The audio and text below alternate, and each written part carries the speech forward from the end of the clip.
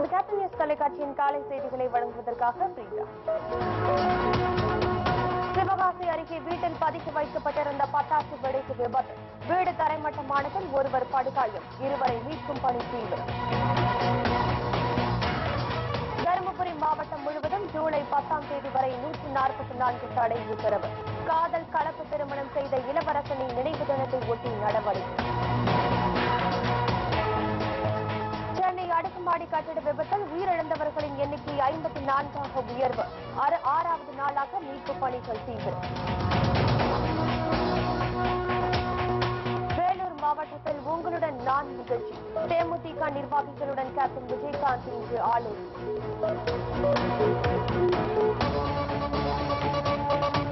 வரதட்சணை கொடுமை தடுப்பு சட்டம் தவறாக பயன்படுத்தப்படுவதாக உச்சநீதிமன்றம் கருத்து. ஆதாரமின்றி யாரையும் கைது செய்யக்கூடாது எனவும் உத்தரவு.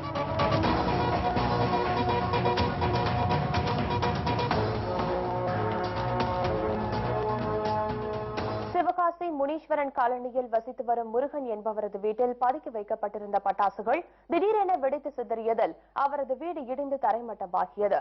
இந்த விபத்தில் அவரது மனைவி சங்கரேஸ்வரி படுகாயமடைந்தார். இடிபாடுகளில் சிக்கிய முருகனின் தாய் மற்றும் மகனை மீட்க தீயணைப்பு வீரர்கள் போராடி வருகின்றனர்.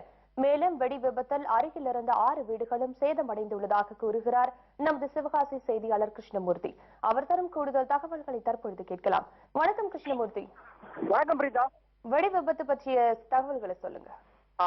விருதுநகர் மாவட்டம் சிவகாசியில முனீஸ்வரன் காலனியில் முருகன் என்பவர் முறைகேடாக அனுமதியின்றி பட்டாசுகளை பதுக்கி வைத்திருந்துள்ளார். அந்த பட்டாசுகள் இன்று திடீரென வெடித்து சிதறியதில் அவரது வீடு முழுவதும் தரைமட்டமாகியது. அருகில் இருந்த 6 வீடுகள் சேதமாகின. இந்த விபத்தில் அவரது மனைவி சங்கரேஸ்வரி படுகாயத்துடன் அரசு மருத்துவமனையில் அனுமதிக்கப்பட்டுள்ளார். மேலும் அவருடைய தாயாரும் மகனும் இடிபாடுகளுக்குள் சிக்கி இருப்பதாக தகவல் தெரிந்ததால் தீயணைப்புத்துறையினர் மற்றும் மீட்பு பணியில் ஈடுபட்டு இருக்காங்க. அதோட ராட்சச இயந்திரம் புகையின் இயந்திரம் வர தாமதமாவதால் மீட்பு பணியும் மிகவும் மந்தமாக இருக்கிறது. வருவாய்த்துறையினர் இந்த விபத்து குறித்து விசாரித்து வருகின்றனர். மேலும் அந்த மீட்பு பணி முடிந்த பிறகுதான் இன்னும் பல தகவல்கள் வெளியாகும். பிடித்தா உயிரிழப்புகள் ஏதேனும் ஏற்பட்டிருக்கிறதா? உயிரிழப்புகள் அந்த புகையின் இயந்திரம் ராட்சச இயந்திரம் வர தாமதமாகிறது. அந்த இயந்திரம் மீட்பு பணி இடிபாடுகளில் சிக்கிட்டு அந்த இடிபாடுகளை சிக்கி எடுத்த பிறகுதான் தெரியும். பிரிதா, உங்களுடைய தகவலுக்கு நன்றி கிருஷ்ணமூர்த்தி. நன்றி பிரிதா. தருமபுரியில் காதல் கலப்பு திருமணம் செய்து கொண்ட இளவரசனின் 1ஆம் ஆண்டு நினைவு தினம் நாளை அனுசரிக்கப்படுவதை அடுத்து தருமபுரி மாவட்டம் முழுவதும் 144 தடை உத்தரவு அமல்படுத்தப்பட்டுள்ளது. இதையொட்டி மாவட்டம் முழுவதும் உள்ள முக்கிய இடங்களில் போலீசார் குவிக்கப்பட்டுள்ளதாக கூறுகிறார் நமது தருமபுரி செய்தியாளர் நந்தகுமார். அவர் தரும் கூடுதல் தகவல்களை தற்பொழுது கேட்கலாம். வணக்கம் நந்தகுமார். வணக்கம் பிரீதா. உங்களுடைய தகவல்களை சொல்லுங்க. தருமபுரி மாவட்டத்தில் கடந்த ஆண்டு காதல் கலப்பு திருமணம் செய்து கொண்ட இளவரசன் திவ்யா தம்பதியினர் கடந்த ஆண்டு 4ஆம் தேதி ஜூலை தருமபுரி அரசு கலைக்கல்லூரி அருகே உள்ள ரயில்வே தண்டவாளத்தில் தற்கொலை செய்து கொண்டார். இதனைத் தொடர்ந்து பதட்டமான ஒரு சூழ்நிலை காணப்பட்டது. அதன் பிறகு இப்ப கடந்த நாளையுடன் 1 ஆண்டு நிறைவடைவதை தொடர்ந்து இந்த இடத்தில் பதட்டமான ஒரு சூழ்நிலை பரவி வரும் சூழ்நிலையில் முதற்கட்டமாக கடந்த 27ஆம் தேதி தருமபுரி மாவட்ட ஆட்சித்தலைவர் திரு விவேகானந்தன் அவர்கள் வருவாய் கூட்டத்துக்கு உட்பட்ட பகுதிகளில் 144 தடை உத்தரவை பிறப்பித்தார். இதைத் தொடர்ந்து சமூக ஆர்வலர்களும் பல்வேறு அரசியல் கட்சி பிரமுகர்களும் இந்த இடத்துல அரசியல் பொதுக்கூட்டங்களோ இல்ல ஆர்ப்பாட்டமோ ஊர்வலமோ நடத்தக்கூடாது என்றும் அறிவுறுத்தினார். இதனைத் தொடர்ந்து விடுதலை சிறுத்தை கட்சி தலைவர் திருமாவளவன் அவர்கள் தடையை மீறி இந்த இடத்துல இளவரசன் சமாதிகள் நினைவஞ்சலி செலுத்தப்படும் என்ற அறிவிப்பை தொடர்ந்து நேற்று மாலை முதல் அதிரடியாக தருமபுரி மாவட்ட ஆட்சித்தலைவர் 144 தடையை மாவட்டம் முழுவதும் அமல்படுத்தியுள்ளார். இதைத் தொடர்ந்து இங்க பல பகுதிகளில் தீவிரமாக போலீசார் கண்காணிப்பு பணியில் ஈடுபட்டுள்ளார். இந்த சூழ்நிலையில் எந்த சூழ்நிலையிலும் திருமாவளவன் தருமபுரி வரப்படும் என்பதால் தருமபுரி மாவட்ட எல்லைப் பகுதியில் திருமாவளவன் வந்தால் கைது செய்வதற்கான நடவடிக்கையும் காவல்துறையினர் மேற்கொண்டு வருகிறது. இதனால் இந்த 144 தடை உத்தரவு வரும் 10ஆம் தேதி வரை நீடிக்கப்படும் என்றும் கூறப்படுகிறது. உங்களுடைய தகவலுக்கு நன்றி நந்தகுமார். நன்றி பிரிகா. சென்னை மவுலிவாக்கத்தில் 11 மாடி கட்டிடம் இடிந்து விழுந்த விபத்தில் சிக்கி இறந்தவர்களின் எண்ணிக்கை 54ஆக அதிகரித்துள்ளது. விபத்து நடைபெற்ற இடத்தில் கடும் துர்நாற்றத்திற்கிடையே 6வது நாளாக மீட்பு பணிகள் தீவிரமாக நடைபெற்று வருகிறது. இதுகுறித்து கூடுதல் தகவல்களை தருகிறார் நமது செய்தியாளர் ரேவதி. வணக்கம் ரேவதி.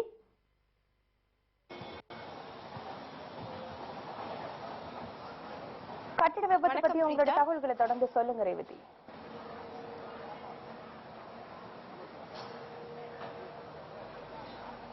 ஆறாவது நாளாக கட்டிட விபத்து நடைபெற்ற இடத்தில் மீட்பு பணிகள் நடைபெற்று வருகிறது.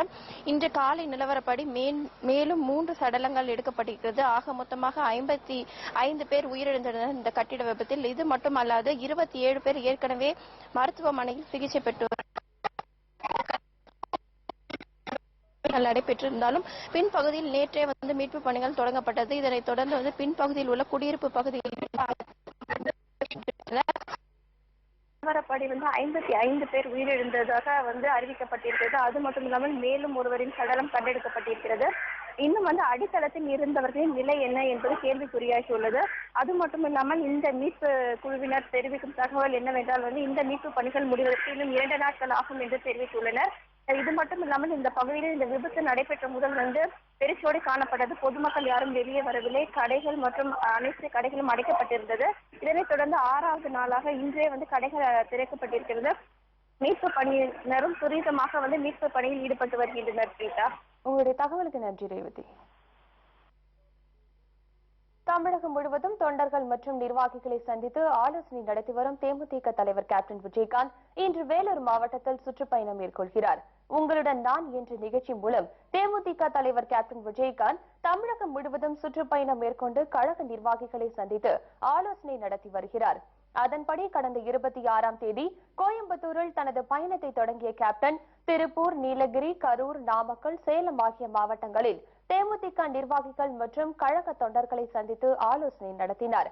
இதனைத் தொடர்ந்து நேற்று கிருஷ்ணகிரியில் கழக நிர்வாகிகளையும் தொண்டர்களையும் சந்தித்து ஆலோசனை நடத்திய தேமுதிக தலைவர் கேப்டன் விஜயகாந்த் 2016ஆம் ஆண்டு சட்டசபை தேர்தலை எவ்வாறு எதிர்கொள்வது, தேமுதிகவின் கிளை கழகங்களில் உறுப்பினர்களை அதிக அளவில் இணைப்பது என்பது உள்ளிட்ட பல்வேறு விவகாரங்கள் தொடர்பாக கருத்துக்களை கேட்டறிந்தார். அப்பொழுது எந்த ஒரு அரசியல் கட்சி தலைவரும் செய்யாத தொண்டர்களுடன் புகைப்படம் எடுத்துக்கொள்ளும் நிகழ்ச்சியை உருவாக்கிய கேப்டன் விஜயகாந்திற்கு கழக தொண்டர்களும் பொதுமக்களும் தங்களது நெஞ்சார்ந்த நன்றிகளை தெரிவித்துக் கொண்டுள்ளனர். இந்நிலையில் வேலூர் மாவட்டத்தில் இன்று சுற்றுப்பயணம் மேற்கொள்ள இருக்கும் கேப்டன் விஜயகாந்த் கழக தொண்டர்களை சந்தித்து ஆலோசனை நடத்துகிறார். இதைத் தொடர்ந்து நாளை திருவண்ணாமலை, வடக்கு மற்றும் தெற்கு மாவட்டங்களில் கேப்டன் விஜயகாந்த் சுற்றுப்பயணம் மேற்கொள்கிறார். இலங்கையிலிருந்து கடல் வழியாக தமிழக மீனவர்களின் படகுகள் மூலம் பாகிஸ்தான் தீவிரவாதிகள் தமிழகத்திற்குள் ஊடுருவ திட்டமிட்டுள்ளதாக உளவுத்துறை எச்சரிக்கை விடுத்துள்ளதை அடுத்து பாதுகாப்பு பலப்படுத்தப்பட்டுள்ளது. பாகிஸ்தானின் பயிற்சி பெற்ற 6 தீவிரவாதிகள் இலங்கையிலிருந்து கடல் வழியாக தமிழகத்திற்குள் ஊடுருவி நாச வேலைக்கு திட்டமிட்டுள்ளதாக மத்திய உளவுத்துறை எச்சரிக்கை விடுத்துள்ளது. பாகிஸ்தான் தீவிரவாதிகள் இந்திய எல்லைக்குள் வந்து செல்லும் தமிழக மீனவர்களை தாக்கி அந்த படகு மூலம் நொடிய திட்டமிட்டு இருப்பதாகவும் தெரிய வந்துள்ளது. எனவே மீனவர்கள் யாரும் தனியாக மீன்பிடிக்க செல்ல வேண்டாம் என்றும், யாராவது சந்தேகப்படும்படி இருந்தால் உடனடியாக தகவல் தெரிவிக்க வேண்டும் என்றும் போலீசார் கூறியுள்ளனர். இதையடுத்து தமிழகத்தின் கடலோர பகுதிகளில் போலீசார் தீவிர கண்காணிப்பு மற்றும் சோதனையில் ஈடுபட்டுள்ளனர். குமரி மாவட்டத்தில் ஆரோக்கியபுரம் முதல் நீரோடி வரை உள்ள கடற்கரை கிராமங்களில் நள்ளிரவு முதல் போலீசார் கண்காணிப்பில் ஈடுபட்டு வருகின்றனர். மாவட்டத்திற்குள் வரும் வாகனங்கள் அனைத்தும் தீவிர சோதனைக்கு பிறகே அனுமதிக்கப்பட்டு வருகின்றன. இதேபோல் சுற்றுலா தலமான கன்னியாகுமரியில் கூடுதல் போலீஸ் பாதுகாப்பு போடப்பட்டுள்ளது. கடலின் நடுவே அமைந்துள்ள விவேகானந்தர் மண்டபம், திருவள்ளுவர் சிலை ஆகியவற்றிலும் துப்பாக்கி ஏந்திய போலீசார் பாதுகாப்பு பணிகள் நிறுத்தப்பட்டுள்ளனர். சின்னமுட்டம், கோவளம், மணக்குடி, ஆரோக்கியபுரம், ராஜாங்கமங்கலம் துறை கடற்கரையோர கிராமங்களிலும் போலீசார் விடிய விடிய ரோந்து சுற்றி வந்தனர்.